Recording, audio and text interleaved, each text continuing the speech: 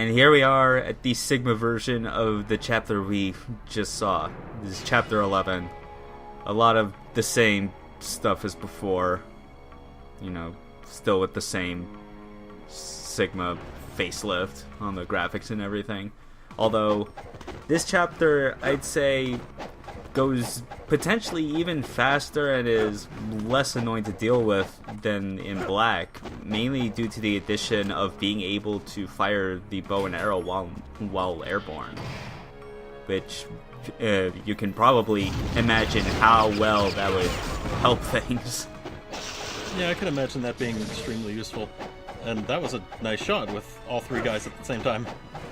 That took a lot of retries, and it's a good thing that that is the first encounter of the chapter, or else I would have been more burnt out on having to restart this recording. Burned out from fire. That makes two, I think.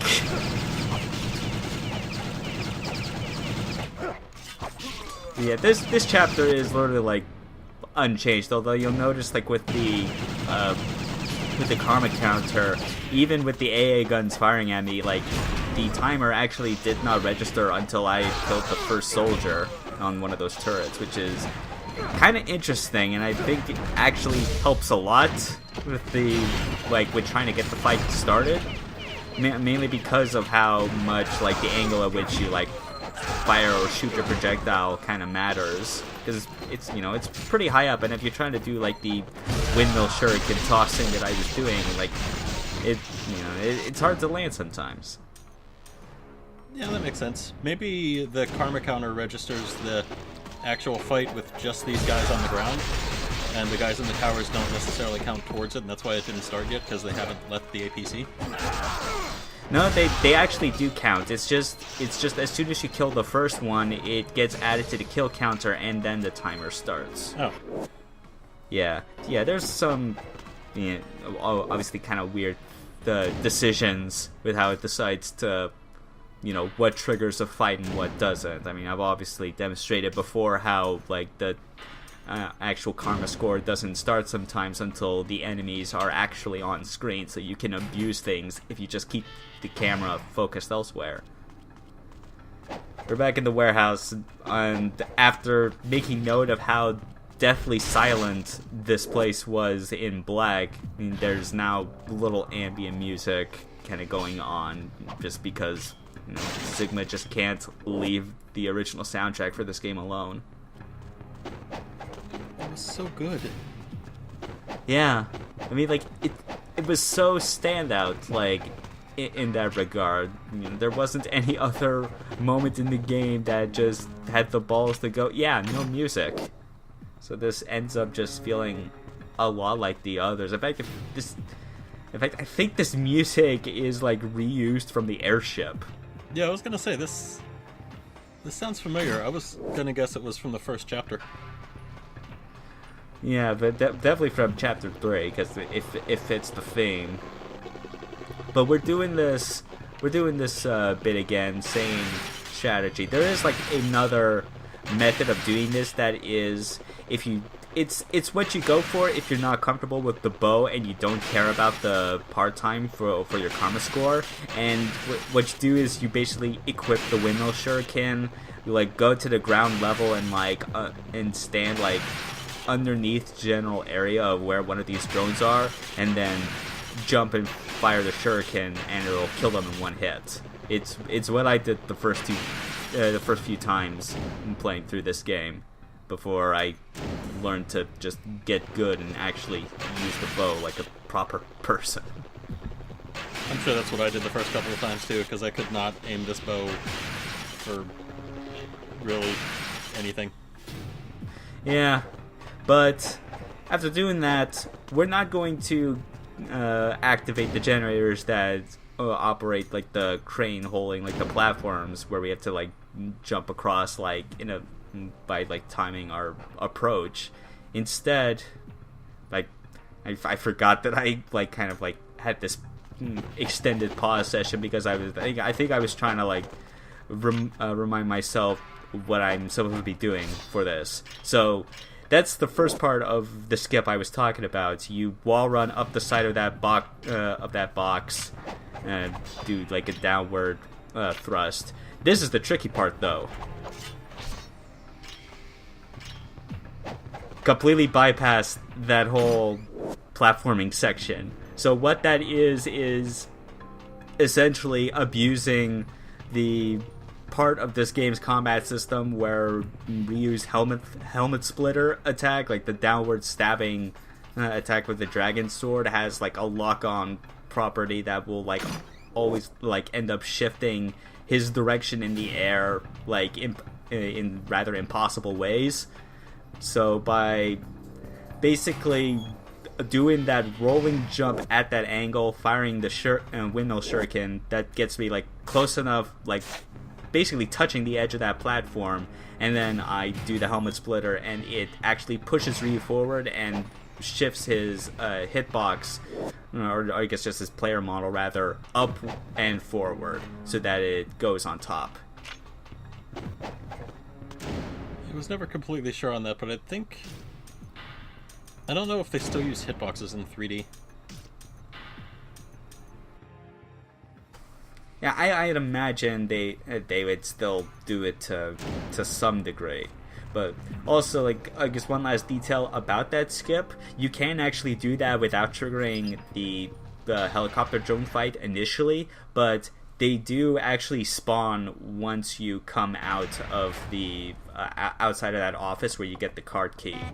So, and I don't know for sure like if that actually triggers the karma counter, because you know because that technically ends up being like the first time you face them, and you know obviously like the karma score only applies to the first time you enter a room that has like ranked enemies to fight.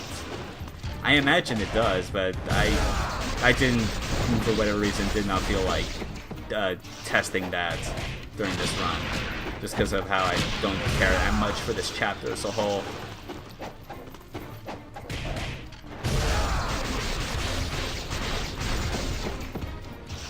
And even just watching somebody else play through this game is just like, everything's just so fluid and action movie-ish, I guess I'll say. Yeah, and like I'm not even like top of the world level of quality in that regard. Yeah, like I take my licks quite a whole lot whenever I play this, but I still manage to keep on top. Also, a extra Muramasa shop here, so that means we get the Armlet of Celerity like a little bit earlier. The Tabularo always looks more and more ridiculous, like with each level that you increase it. There's one move that it has that I don't think you've used yet that is probably one of the more ridiculous looking moves on any weapon in this game. And I can't remember the button combination for it because it's been a while, but it's the one where he like hits the sword onto the ground in front of him and then like lifts himself up with the sword vertically over top of it. Yes, I know that exact move, and that is like it takes the ridiculousness of the guillotine throw and just that concept of throwing yourself over something and then shifting your weight to throw them back over you. It takes that absurdity a whole notch up. So here is how you can do this fight while taking like as little damage as reasonably possible. Roll jump, shoot arrows in the air, and just repeat infinitely. Assuming that you don't like land in the unfortunate position to get hit by a tank shell. It happens quite frequently on the way into workout, I guess. Yeah, I mean, if you're a ninja, I guess that's like par for the course. Your way of life is always fraught with this kind of danger. I remember there being... Yeah. Sorry. Oh, yeah, but I was just gonna say, like, as you could see, like, with the first of two tank fights, how that technique, like, completely just destroys any of the sort of like tension or challenge that comes from doing this, because you don't have to worry about being left in a vulnerable standing position just to fire your arrows. It's changed like completely in that respect. Yeah, you're almost never vulnerable. I remember the strategy that I used to use for them, at least on higher difficulty settings, was you can kind of mostly hide behind one of the arrow crates, and yeah, the tank shells will just kind of harmlessly explode on it because they don't really have too much in the way of splash damage. The machine guns, I think, will still hit you every once in a while, but not too often either. Yeah, like using those as cover from the machine guns is very inconsistent, but I do remember a couple times like that I attempted to use it, that it helped mitigate the tank shells a whole lot. So yeah, and like I took quite a fair amount of damage overall, but like I just needed to use one great elixir and all of it went away. So over here in this little back corner is the second of 3 Team Ninja like slabs, and as you saw, I'm obviously not touching it because I don't need it.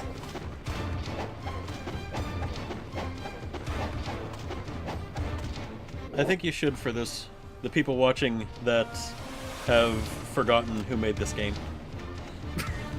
I already showed it twice, goddammit. The second time was even on accident.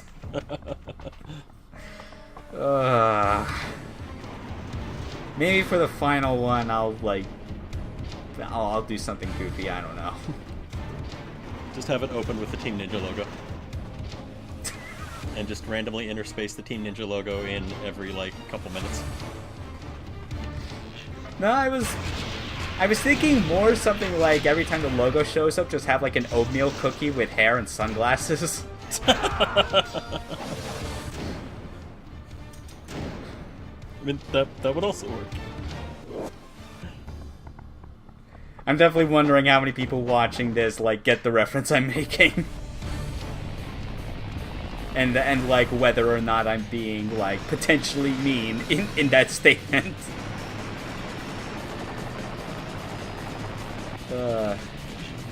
Oh, Itagaki, your face always ends up looking like various degrees of unflattering depending on who's like shooting you.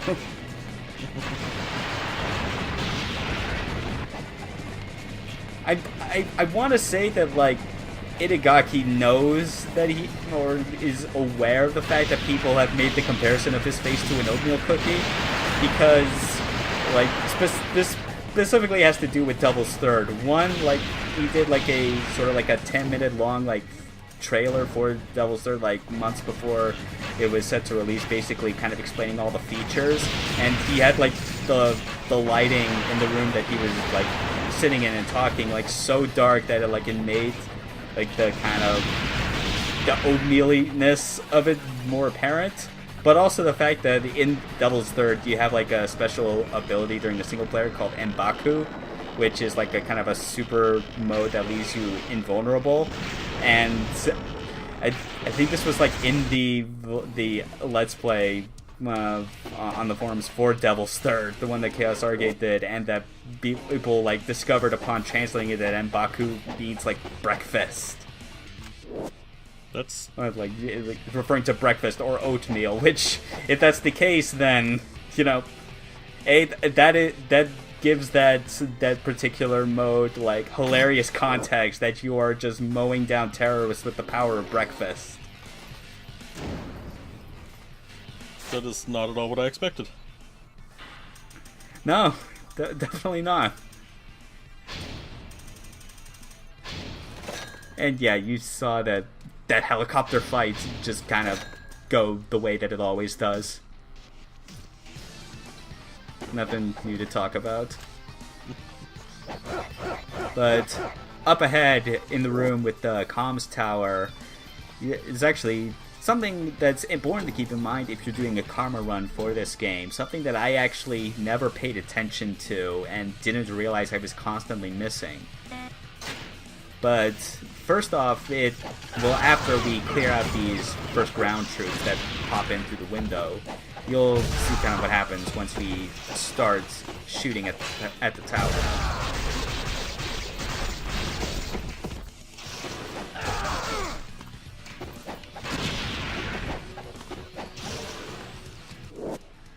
Alright, those are cleared out. Got the arrows. Now, the thing you want to do on a karma run, don't destroy the domes just yet. The rocket soldiers on the tower are actual enemies that count towards your score. So, and like that's why like the timer in particular is so huge. It's not because part of it is because they. Well, no, actually, scratch that. It's not because they want you to, like, have enough time to shoot all of the domes. It's because there are so many rocket guys that respawn over the course of this fight that you need, like, the 2 minutes or so it takes to kill them all. And, like, once they all go out of the way, like, the score is registered and, like, the timer is done. And then we can just go and, like, shoot the rest of the domes. And there's no time limit on that. It seems like it makes it a good bit easier to see where the rockets are coming from too, considering that you're zoomed super far in. Yeah, with the you mean like with the light that like emanates off the domes on each level? No, I meant like it just seemed like it was easier to like see that the rockets were flying at your face when you were like zoomed really far in. Oh yeah, I mean like I actually think it's kind of easy to like see them regardless, mainly because there's always like the there's like the orange trail right behind them that very easily illuminates their presence just because of how this is set at night. Yeah, plus you can always hear the sound effect. Yeah, I mean like the main reason you want to be like zoomed in like when trying to shoot those guys is because your aiming speed is actually reduced when zoomed in. No, I didn't know that actually. Yeah, it kind of makes sense, like for what that's worth. I mean, like if you tried to like shoot at the normal viewing distance, A, things would be really tiny, and B, you would more than likely like overshoot your shots a whole lot, and that comes from someone like me who typically is not that favorable towards like using an analog stick to aim for aiming guns or other projectiles. And another lucky finish on that fight. Like I was actually like, if that did not go as I had planned, I was just gonna like leave it as is because we're literally at the end of the chapter. No, there's no point in having to like reset it. Prep for next chapter? You mean with the... I don't know. I was trying to think of any reason to do it. No, yeah, it would make no sense because the last save points would have been potentially like right after doing the helicopter fight if I had decided to like go right back there upon killing it. So it would have been... I would have had to go back through the whole radio control tower again. And then that's kind of always... It's always like... That encounter just always comes off as a bit tense for me just because of the vulnerability and having to be zoomed in to make sure that I'm not over-aiming and have to deal with like half a dozen rockets all firing in my direction. But yeah, for as much as I dislike this chapter in its concept and like its reliance on the bow, like this whole thing is ultimately like kind of I guess maybe accidentally improved by Sigma by virtue of having the bow being usable in the air, because there really isn't any other super significant change in how like the fights and stuff are designed in this chapter. Choo choo.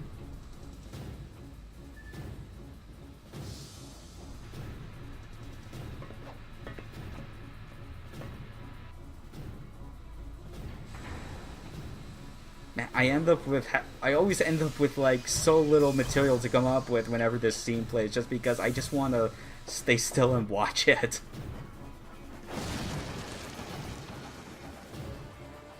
This is so much more like badass of a cutscene than riding a train really has any right to be. I mean, it's got the music going, and even Ryu in that shot right there, you know, it works pretty well. But I guess actually my favorite part about this is like just coming up is the guy in the other train when he sticks his head out. It just has that oh shit look on his face.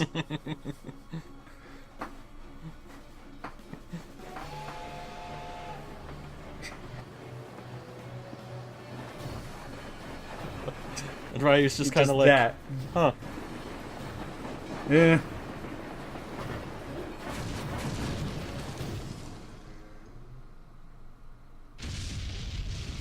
Being a ninja must be really useful in not being held, like, in the grand scheme of things, accountable for any, like, major, like, civil damage or destruction. Like, none of this he does, like, ever comes back to bite him afterwards once his quest is done. I was thinking that if that's what riding the rails is like, every day must be an adventure for a hobo. Must be. And that's it. See ya next time in Ninja Gaiden Black. Later.